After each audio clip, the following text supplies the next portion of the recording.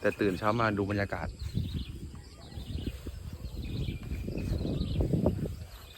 ดีไหมมีเสียงนกได้ยินตั้งแต่เช้าตอนนี้ก็ยังร้องกันอยู่เนาะ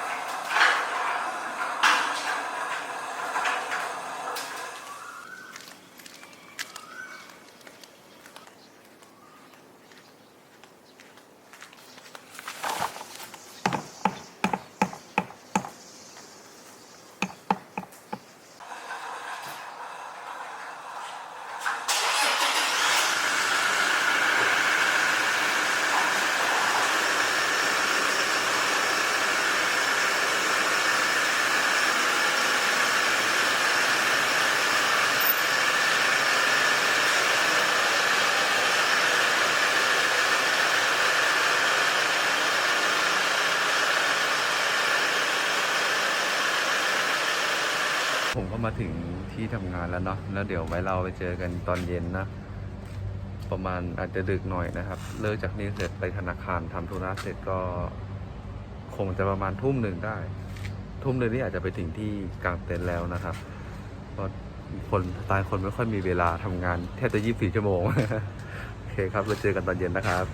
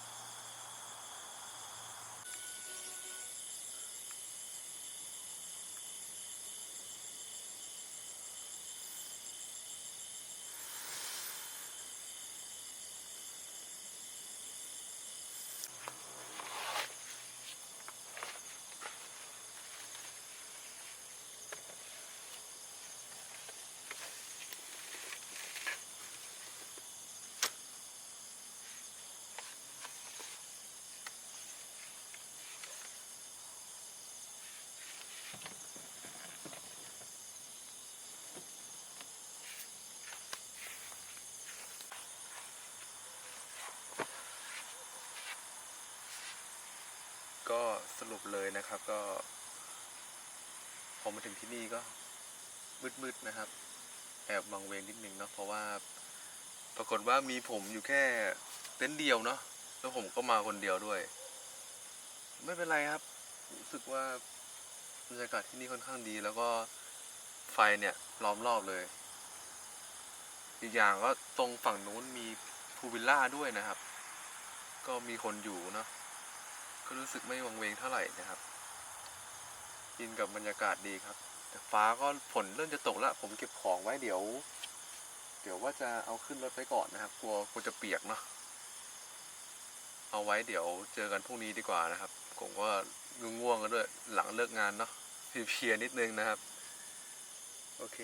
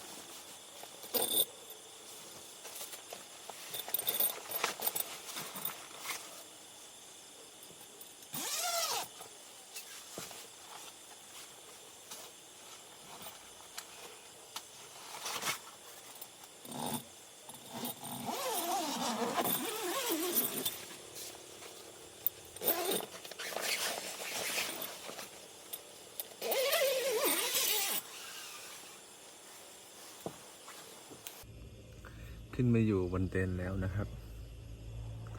ก็ลมถ่ายเทดีนะแต่ว่าผมก็ปิดฝ้าเนี่ยครับปิดเขาเรียกว่าซันรูฟเอาไว้เพราะว่าเดี๋ยวกลัวว่ากลางคืนฝนมันน่าจะตกนะครับพอตั้งแต่มาเนี่ยฟ้าแลบตลอดเลยข้อดีก็คือนอนสบายนั่นเองนะครับไม่มียุงเนาะคืนนี้ก็คงจะนอนฟินอยู่ครับเดี๋ยวไปเจอกันพรุ่งนี้นะครับผมราตรีสวัสดิ์ครับทุกคน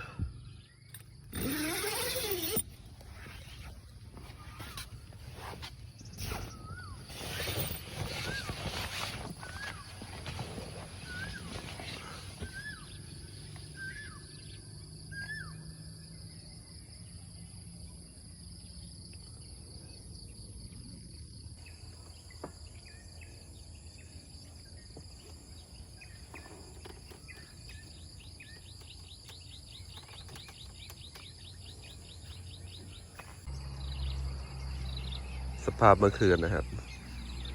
ไม่ต้องบอกก็รู้ว่าเละเต็นท์โครงนะครับเพราะว่าเมื่อคืนพายุเข้าหนักมากนะดูสภาพครับไม่ได้ต่อแล้วหอโบกด้วยดีนะเอาของเก็บไว้ข้างในบางส่วนเนาะเชือกหล่นนะเดี๋ยวเก็บกันนะ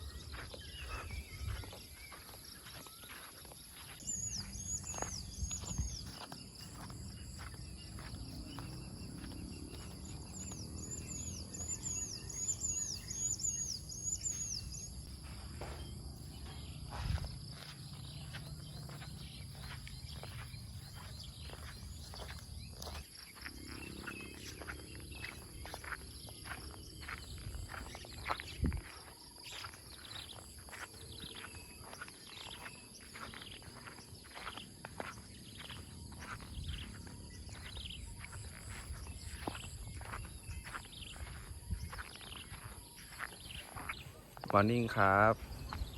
เดี๋ยวก็จะเตรียมตัวกลับละสภาพตอนนี้ก็ยอมรับเลยว่ารอเต็นท์เขาแห้งนิดนึงนะครับ ถ้าไม่รอมันแห้งเดี๋ยวกลัวว่าเก็บแล้วเดี๋ยวลาจะขึ้นแน่นอนเนาะเพราะว่าเมื่อคืนก็เล่นเอากลัวเหมือนกันฟ้าร้องแล้วก็เต็นท์โค้งด้วยนะครับฝนมันสาดนะครับ แต่ตื่นเช้ามาดูบรรยากาศ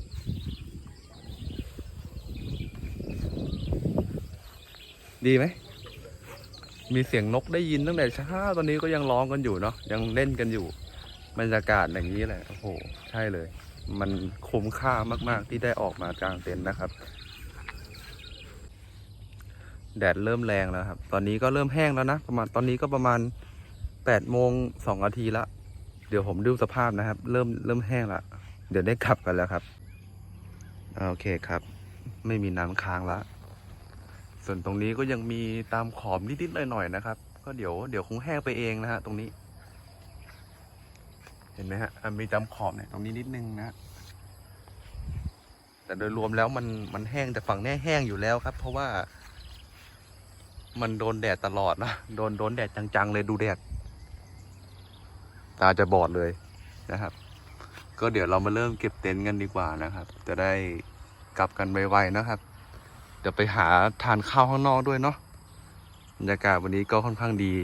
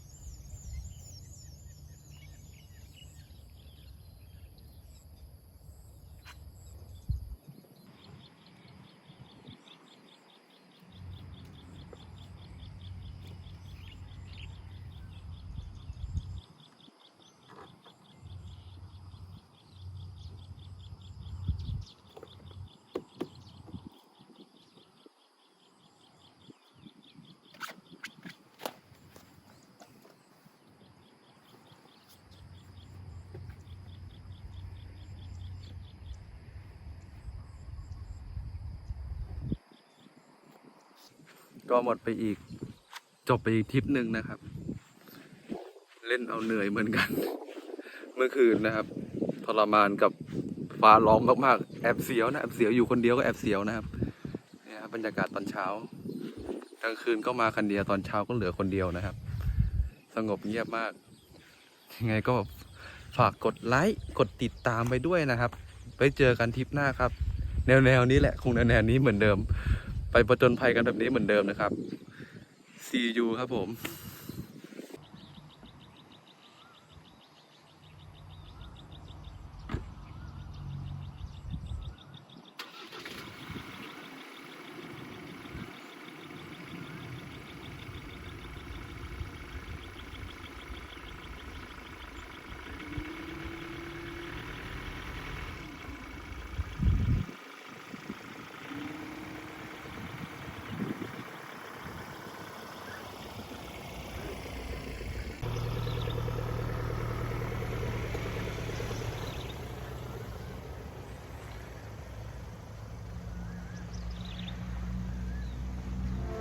Sometimes I wanna say